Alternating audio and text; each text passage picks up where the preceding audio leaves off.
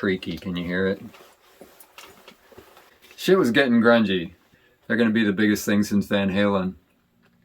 Hello, welcome to Lancaster Hi-Fi. I want to take this opportunity to welcome you to the channel, to please subscribe. Just asking, so please do it. If you've watched any of my previous videos, you might notice, I don't usually wear a biker jacket. But today I want to talk about 80s alternative music, punk rock basically. That punk rock label really didn't fit a lot of it well, but it started as punk rock and it, sort of went through hardcore, so some of what I listened to was hardcore, but a lot of it wasn't. These were bands that got played on college radio, which kind of isn't even hardly a thing anymore, but it was back then for sure. Alright, well, I've got a lot of records pulled, because I was pretty damn into punk rock and whatnot back in the day, so I got my flannel. I was wearing this today anyway, but I just unbuttoned it for authenticity's sake. And it's kind of cold down here in the basement, so I figured, well, I might as well wear the leather. It's creaky, can you hear it? Alright, well, let's get into it. I want to start with some records that were important to me, like around 84, 85, sort of set the stage for me getting way into punk rock and alternative rock. I was pretty into this in high school. Of course, this was already pretty old when I was in high school. This was a really important soundtrack. It had some amazing songs on it. The one that most people know and was probably my favorite on this album was Institutionalized by Suicidal Tendencies. This is one of three different sort of various artists' albums that I'll show you. And those were kind of important, right? You could pick up an album like this and get a sense for, get a taste of some of these bands that you wouldn't be hearing on the radio. New Day Rising, incredibly important album. I did see Husker a couple of times, but not for this album. I was in high school still when this came out. Unfortunately, a deceased lead singer, John Stabb, died of cancer, I think in the 2000s. I saw this band twice, I think. This is their 1985 album, Fun Just Never Ends, Government Issue. This album has 9 songs on it, but the album's really fucking short because they play so fast. They went through some interesting stages. Sort of by the end, they were not so punkety-rockety anymore. Kind of trying to find a mainstream appeal, trying to make money at this rock and roll thing. This is the first album of theirs that I heard, so maybe that's why it's my favorite. But I think this album sort of represents, it's sort of their last album that I think you could really call hardcore. The album before this, Joyride, is also really heavy. This one's really heavy and fast. And then the one after is almost like progressive rock, the self-titled album, Government Issue. I'm going to play Written Word, which is, God.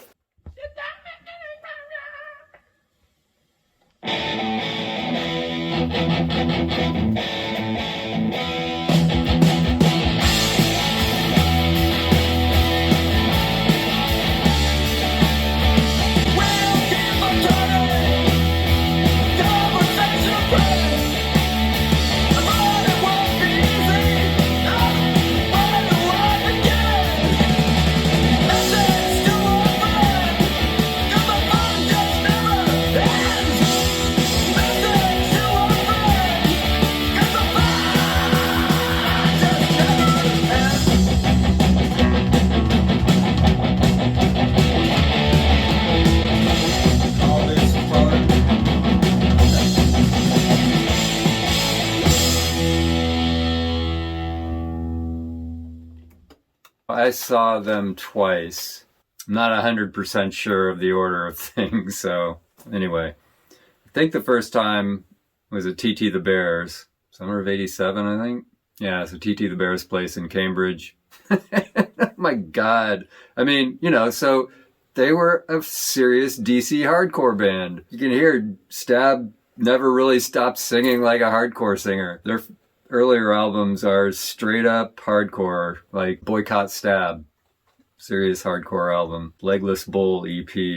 And then they got a bit artier, you know, like this album, the one before it, Joyride, really heavy. And then their album Government Issue was almost like prog. And then, you know, they just sort of started doing kind of straight up alternative rock, which, so anyway.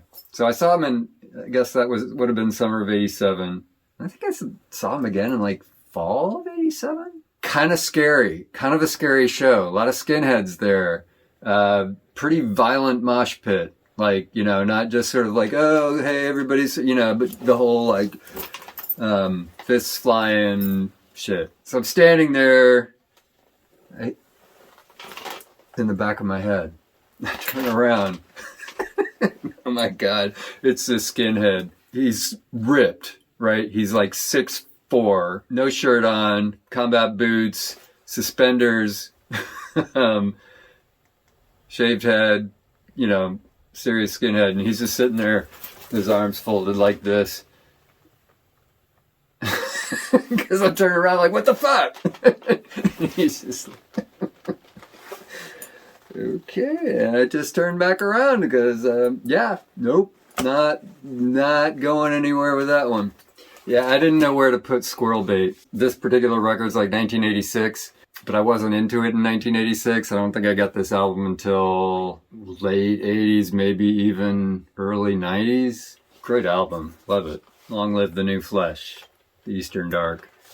This is just an EP, and then it says on the back, dedicated to James Derrick, 1960 to 1986.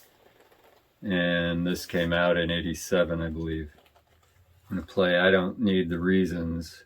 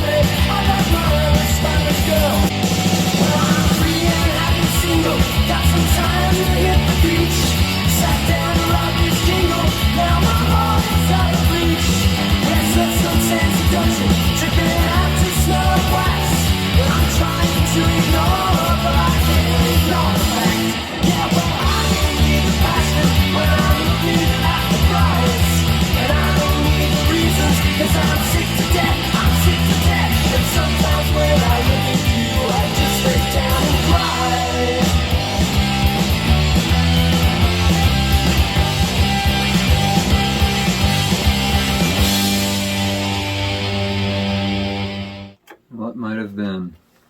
Damn. There's one lyric in there, thinking about the traffic and what one mistake is worth. And I don't know for sure, but did he die in a car wreck?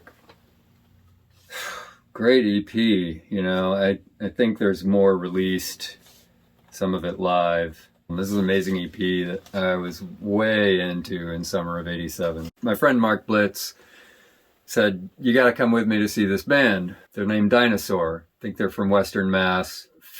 Fucking amazing, fucking blown away. I know I saw them at least once at Green Street Station in Boston, in the Allston neighborhood. That may be where I saw them both times, I'm not sure. Or I think I might have seen them at the Paradise. Did I see them twice or 3 times? I can't remember. Anyway, I went right out and bought this album after I saw them.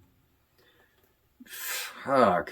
Anyway, I'm going to play Sludge Feast stuff of side 1.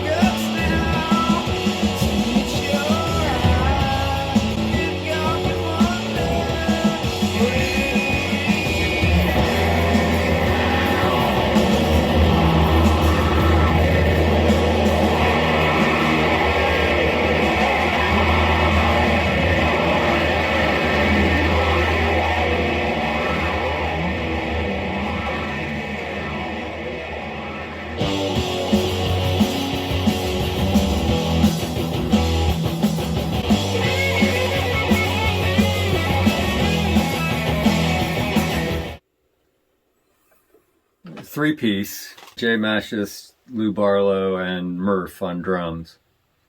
Jay Mashis guitars and vocals, Lou Barlow bass and vocals on a couple of these songs. I don't think Jay and Lou got along real well.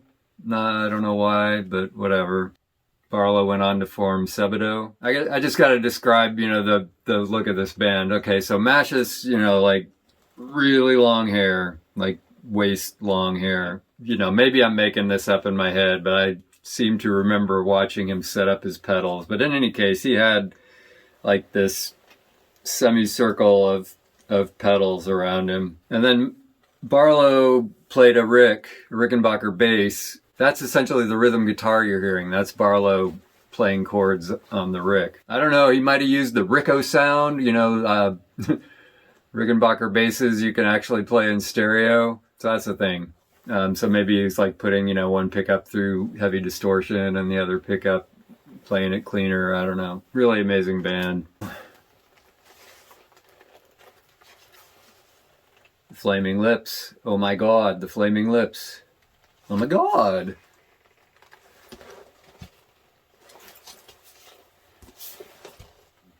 This is a fun album. I don't know if they all come like this. My copy's clear vinyl. Very loud. Oklahoma band. I posted something about Flaming Lips. I think I posted a scan of the album cover or something.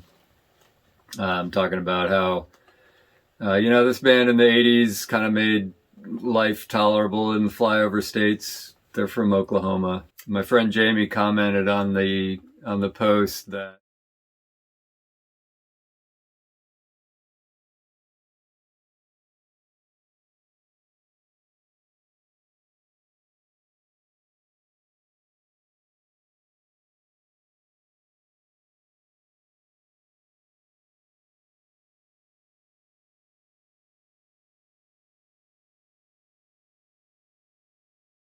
Away from the Pulse Beat presents Mondo Stereo.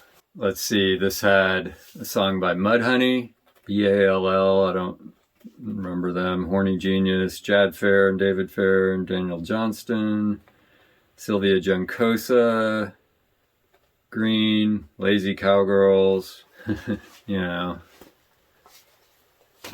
This led to some shit, right?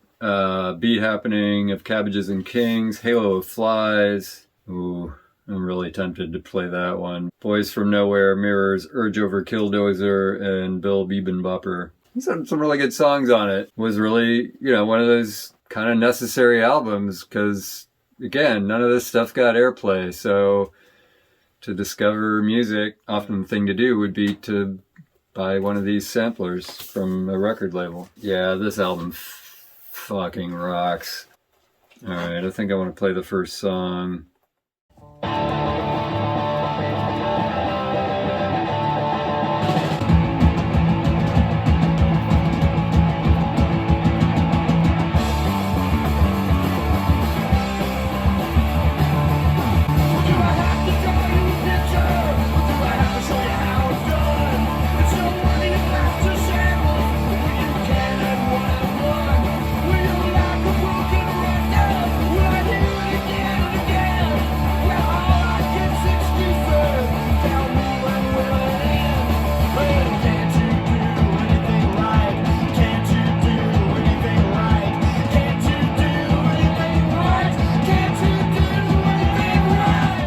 So I don't know if you're getting a sense of where things are going in the late 80s at this point. Are we in 88 yet? Or is this still 87? This is still 87. Of course you got your bands like Government Issue where that used to be hardcore and are kind of going less so. But you also had this trend of like bands like Lazy Cowgirls, Halo of Flies. But grunge wasn't a thing yet, although there was a Mudhoney song on that Mondo Stereo record. But, this wasn't grunge. And I'll play another band that, wasn't grunge, because I guess you weren't grunge if you weren't from Seattle, but shit was getting grungy, okay? We were all wearing flannels and leather, it wasn't just people in Seattle. I discovered this band off of another sampler, Opal. I like this album a lot. This is one of those ones that, again, that has spent a lot of time in heavy rotation in my collection. Well, maybe you'll get a sense for why. Not grunge, but there's some grungy shit. This album has. I like this album a lot. All right. Play the first track on the album called Rocket Machine.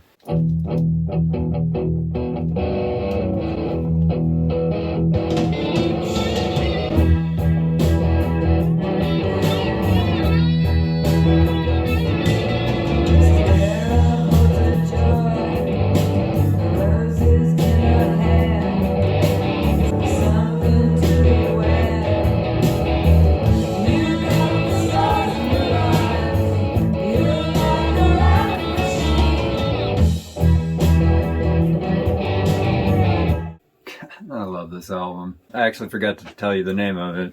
Maybe you could see anyway. Happy Nightmare Baby. And the whole album's like that. It's just pretty full on, the whole thing. Is this not grunge because it's not from Seattle? Or is it not grunge because it's 1987 and not 88? Shit was getting grungy. I mean, Lazy Cowgirls, Opal, Halo of Flies. There's a lot of that shit. Alright, this is a fun one. Lavolta. Guy who lived in my same entry was the bass player? Guitar player. This other guy, Corey, was their first one of their guitar players. And so when I saw them with the Lemonheads, which had another guy who was also in my same dorm, Jesse Peretz. Or Peretz, I don't know. I don't know if Lavolta had like a bunch of great songs, but they had this one that was pretty fucking kick-ass. Corey I remember he was like into shit like Corrosion of Conformity and like some real metal core kind of shit. And so it wasn't too surprising. But, you know, he was like a classics grad student at Harvard. Didn't look too metal or punk. Anyway, this song's called Baggage.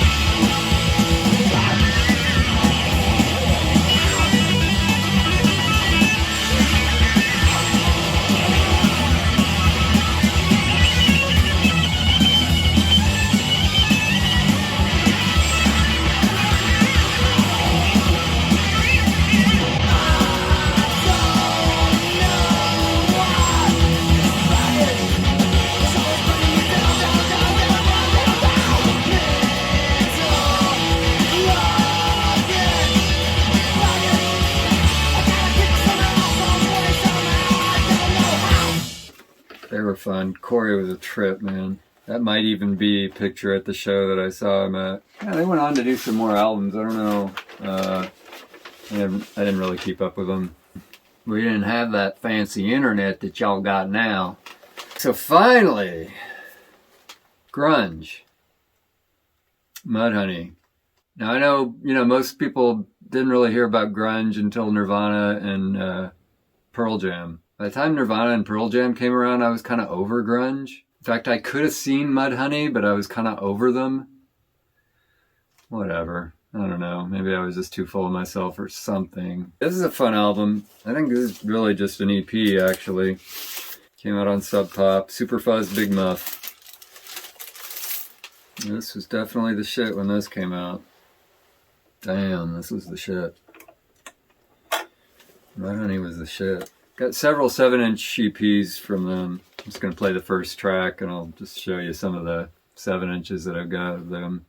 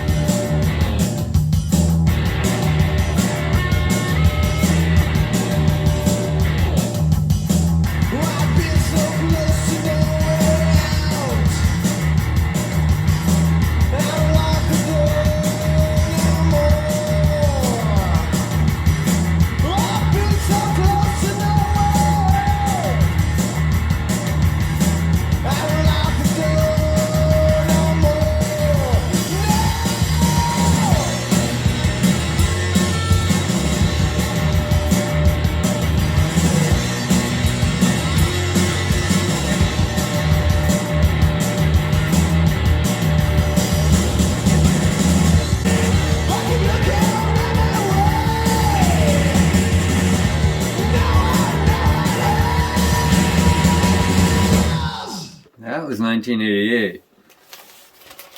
That was grunge. I don't remember when the 7 inches came out. Like I said, I missed seeing Nirvana. I mean, no, I didn't. I missed seeing Mudhoney. I did see Nirvana. I was not impressed, but, okay, let's back up. Where did I see Nirvana and when? I want to say summer of '89. They were opening up for the Screaming Trees. Hadn't heard of them. I was kind of already over Mudhoney, and so sort of like, oh great, another Seattle grunge band. Great. There was hardly anybody at the show, especially when Nirvana was playing. I was just like, okay, what the fuck? I mean, I know Nirvana went through some personnel changes. That like on Nevermind, Kurt Cobain played guitar, but when I saw him, he didn't have a guitar. He was just a singer. You know, being pretty dramatic and all, but I remember after they played, I was sort of, you know, standing near this guy I knew, Jason, kind of like, huh, what the fuck's up with that? He was like, they're going to be the biggest thing since Van Halen. I was like, okay, right. Motherfucking hell if he wasn't exactly right. Oh my God. I don't know how he knew. Because by the time that happened, I'd graduated and moved on, you know? So I could never go back and ask Jason, how the hell did you know Nirvana was going to be the biggest thing since Van Halen? Jesus. I hope you enjoyed this walk down memory lane. Hope you enjoyed seeing me in my biker leather. I've enjoyed playing this music for you. I hope you've enjoyed listening to it and just learning something about this music if it's new to you. If you haven't already, please hit the subscribe button. Leave me a comment. What were your favorite bands, or did you have a favorite band in the 80s? Hit the like, all that good stuff. And have a great day. I'll talk to you later.